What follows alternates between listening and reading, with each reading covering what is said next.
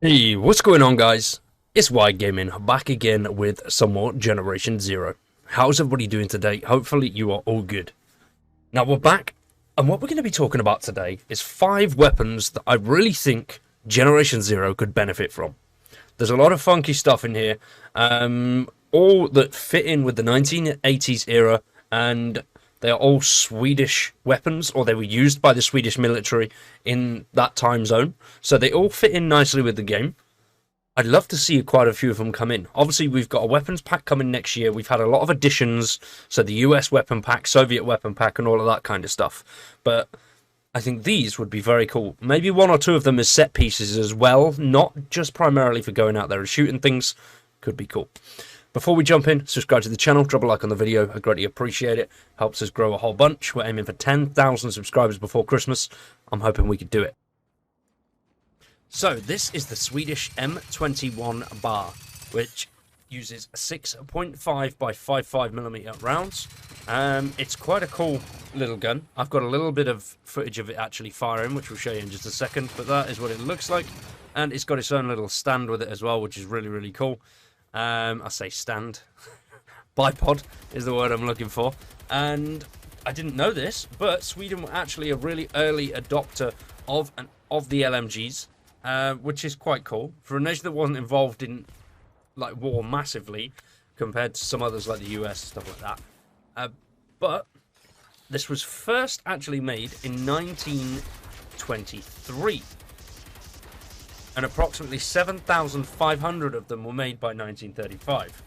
So that's quite cool. It's quite good researching for this. It was very interesting, learning about a lot of the Swedish weapons. It was very, very cool. And there are several variants of this as well. Obviously, this one is magazine-fed. You've got belt-fed ones as well, and box-fed ones, which are really quite cool. Now, we've got a little bit of footage of it firing. I'd love to see this in-game, considering it is very Swedish. They eventually limited and slowly phased out its service towards the end of 1980. The 1980s, sorry. So it does very just fit in with the era. And here it is in action.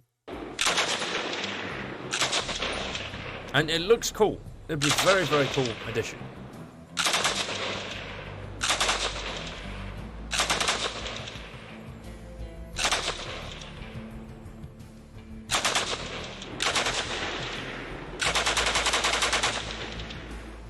Now, this one will need no introduction. It is the Carabiner 98 Kurs, or the Kar 98K, as a lot of people may know it as.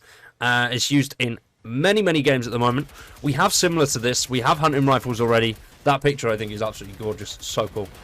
We have similar to this already, but I would love to see something like this make an entrance. Obviously, with the scope there, we could do a lot with this gun. I'd love to see a proper old-school bolt action that has power, not like the hunting rifles that we've got now. The hunting rifles that we've got are not really the greatest.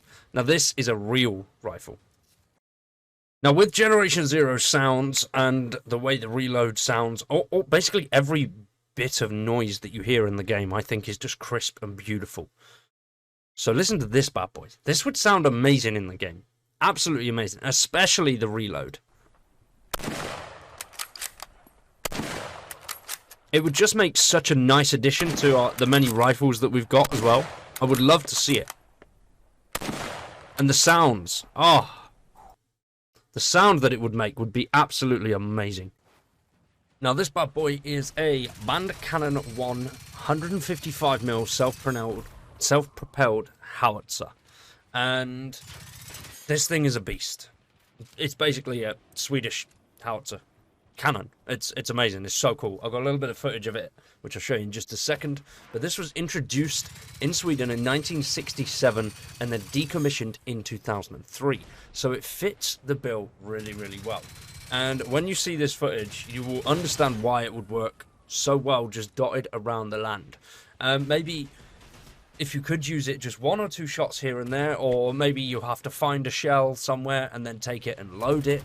Just something along those lines, so it's not, because it would be really overpowered, but it would be cool just to be sat around and used every now and then. Or you could find some damaged ones. Obviously, we find tanks everywhere that have been decommissioned, so maybe this could be in there too. So this is really, really old footage. I have muted it because I don't know whether the music's copyright or not. So it's really cool. Look at this here, how they've got the trees on it for camo. And this was the unveiling of it in 1967. It's a really cool video. And then here, how it's just blended in and hidden. And then there's some images of it being shot as well. But unfortunately, there is no sound to it shooting. There's just music over the top. But here, you'll see what I mean, how it would blend in with the environment really, really well. It just comes along here, and then just with the trees as well, I think is really cool. Just sat on top of one of the mountains. You imagine those giant mountains next to the forest, in the forest region, sorry, or the ones next to the farmlands region, the mountains region itself. Just being perched on top of a couple of those. Not everywhere, but maybe 4 or 5 just dotted around the main island and 1 or 2 on the small island on Himfal. I think that would be really, really cool. And then, like I said, we have to go out and find the shells to actually use it.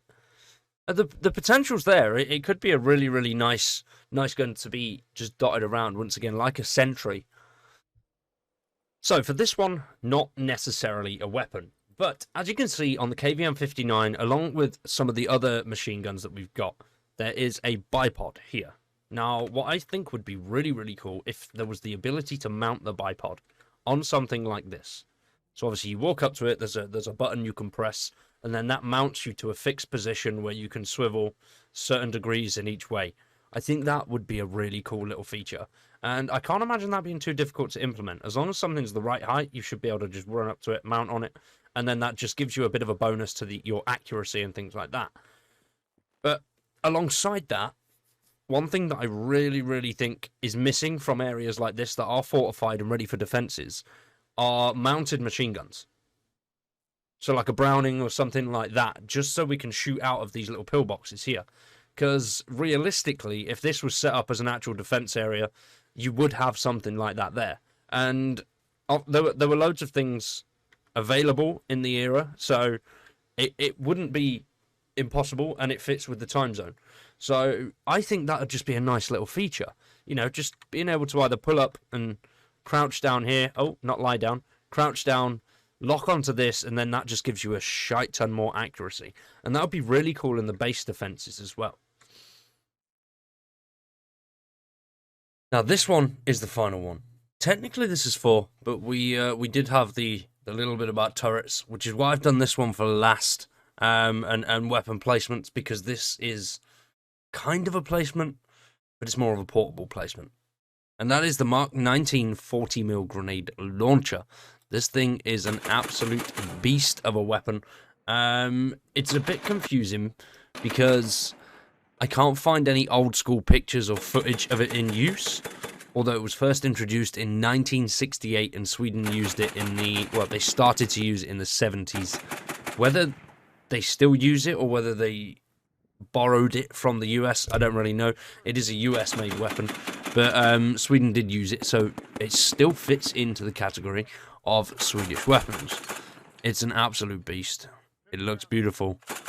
I would love to see something like this in the game. It just that sound as well. Maybe, I don't know, that as an ultra rare sort of thing. Yeah, it is a bit of an odd one. I don't really know how I'd say.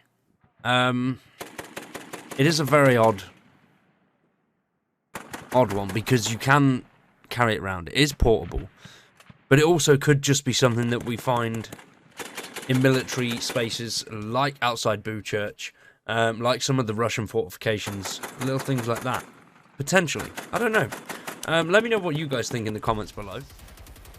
So for today, ladies and gentlemen, those were the 5 weapons. I know, like I said a second ago, 4, 5. We did do placements and things like that, so I'd say that counts as one. I do have a couple of other ideas for futuristic types of weapons that could go into the game, but that's for another video. For today, though, hopefully you've enjoyed. Subscribe to the channel if you have. Drop a like on the video if you have. Fondle the bell as well. That's a new one. I've got to ask you to do that. I'd like that a lot. Thanks for watching, and we'll see you in the next one.